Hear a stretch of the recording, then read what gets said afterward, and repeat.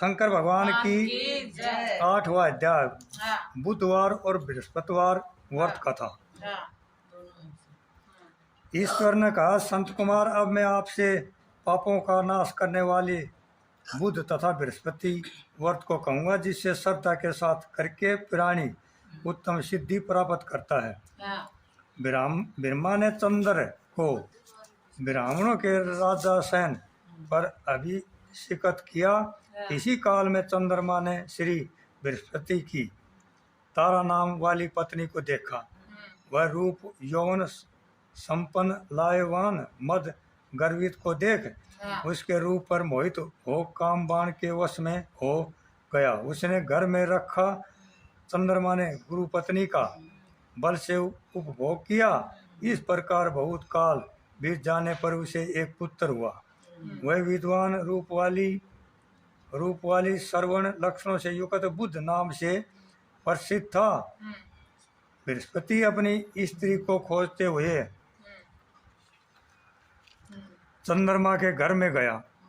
चंद्रमा से कहा, मेरी पत्नी दे दो। गुरु की स्त्री के साथ तुमने कैसे गमन किया? गुरु तुल पाप से तेरा कैसे छुटकारा होगा? इस बड़े पाप के सहयोग में तुम्हारी कैसी बुद्धि हुई? अपनी इस प्रिया तथा अपनी गुरु की स्त्री को मुझे चुपचाप दे दो और प्रायश्चित को एकांत में करके पाप से रहित हो जाओ। यदि ऐसा न करोगे तो इंद्र सभा में मैं तेरी इस पाप को कहूँगा। बृहस्पति के यूँ कहने पर भी कलिंगत चंद्रमा ने गुरु पत्नी तारा को नहीं लौटाया। तो देव सभा में जाकर बृहस्पति ने इस वार्ता को कहा कि मेरी पत्नी को चंद्रमा ने ग्रहण कर लिया है और वह मांगने पर भी मेरी पत्नी नहीं देता है। हे इंद्र, आप देवराज हैं, आप मेरी पत्नी को आज्ञा से दिला दें, अन्यथा चंद्रमा कर्त पाप आपको होगा। इसमें साइंस नहीं, क्योंकि राज्य का पाप शास्त्र के निर्णय से राजा को ही भोगना पड़ता है। दुर्बल का बल राजा है, यह पुराणों में भी कहा गया है। गुरु की वार्ता सुनकर इंद्र ने चंद्रमा को बुलाया, क्रोध से आज्ञा दी कि हे चंद्र, गुरु बृहस्पति की पत्नी को दे दो। अन्य की पत्नी के संग गमन करना पाप कहा गया है।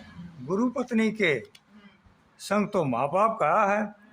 अतः हे चंद्र, गुरु की भार्या को बिना विचारे ही लौटा दो। इंद्र की वाणी को सुन निशापति ने कहा, आपकी आज्ञा से भार्या को देता हूँ, पर पुत्र को नहीं दूंगा। यह मेरा से उत्पन्न है, मेरे वैभव से संपन्न है। इस बात पर बृहस्पति ने कहा कि यह पुत्र मेरे से उत्पन्न है, इसमें देवता गण को सेंस उत्पन्न हो गया है। देवता ने यह विचारा कि किसके शरीर से पुत्र पैदा हुआ है। इस वार्ता को तो माता जानती है। देवताओं ने बृहस्पति की पत्नी तारा से पूछा, किसके द्वारा गर्भ है? हे कल्याणी, सत कहना, तुम मिथ्यावाणी मत कहना। लज्जा से संपन्न तारा ने कहा, चंद्र का औरस है और बृहस्पति का क्षत्रज्ञ पुत्र है। आप लोग जिसे सुयोग जाने उसे दे। ऐसी वाणी सुन देवताओं ने शास्त्र से विचार कर उस बुध नाम के लड़के को चंद्रमा को दिया। इससे गुरु को खिन्न देख देवों ने दोनों को वर दिया। चंद्रमा से कहा कि हे चंद्रमा, तुम घर जाओ, यह पुत्र तुम्हारा है। चंद्रमा तथा बृहस्पति पुत्र ये ग्रह होगा। हे आचार्य, और भी शुभ वर को ग्रहण करो। जो प्राणी दोनों का मिलकर एक साथ व्रत करेगा उसे सब सिद्धियां की प्राप्ति होगी। यह सत्य है, इसमें संशय नहीं है। शंकर के प्रिय श्रावण महीने के प्राप्त होने पर बुध और गुरुवार के दिन जो अर्चना करेंगे उनके खजाने धन पुत्र पुत्र आदि से भरे रहेंगे। नैवेद्य दही भात से दोनों मूर्तियां लिखनी चाहिए। स्थान भेद से फल भेद होता है।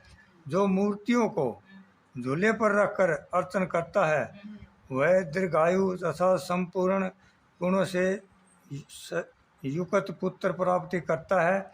जो प्राणी खजाने में मूर्तियों को रखकर यदि अर्चन करेगा तो उसके खजाने की अभिवृद्धि होगी तथा उसका क्षय नहीं होगा।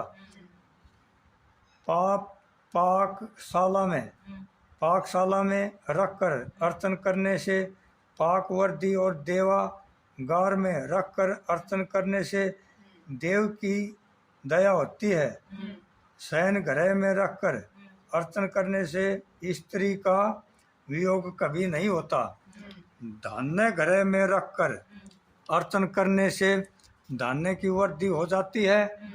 इसी तरह यथास्थान में उसका फल प्राप्त होता है। ये 7 साल व्रत करके उद्यापन करें। पहले रोज अधिवासन कर विधि द्वारा अर्चन करे। सोने की प्रतिमा का निर्माण विधि द्वारा अर्चन करे। 16 उपचार द्वारा अर्चन कर होम करे। तिल घी तथा खीर प्रज्वलित अग्नि में दे। चिड़चिड़ा तथा पीपल की सुविधा से होम कर पूर्णाहुति करें। मामा तथा भांजे को अच्छा भोजन कराकर अन्य ब्राह्मणों को भोजन कराए और समय भी भोजन करे।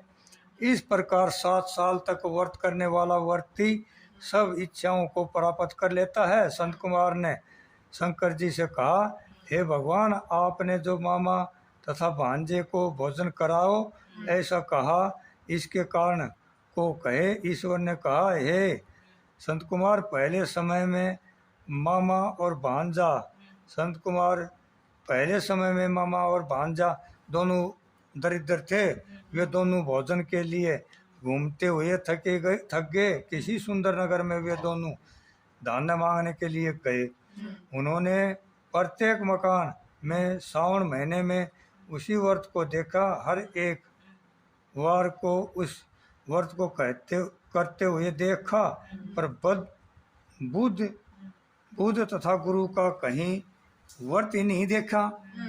उस समय उन लोगों ने बहुत काल तक आपस में विचारा कि सब जगह सूर्य तथा अन्य वारों का व्रत देखा जा रहा है, पर बुद्ध और गुरु का व्रत देखने में कहीं नहीं आया। अतः हम दोनों क्यों न बुद्ध तथा गुरु व्रत करें, क्योंकि किसी ने इस व्रत को नहीं किया। अतः यह अनुचित व्रत है, इसे सादर करें। पर व्रत विधान न जानने से फिर दिनों सहस्यापन हो गए हैं। तब उसी रात में उन दोनों के संपन्न में विधि ज्ञात हुई। संपन्न से ज्ञात विधि द्वारा व्रत को दोनों ने किया तथा बड़ी संपत्ति प्राप्त की। उनका ऐश्वर्य दिनों दिन बढ़ता नजर आने लगा।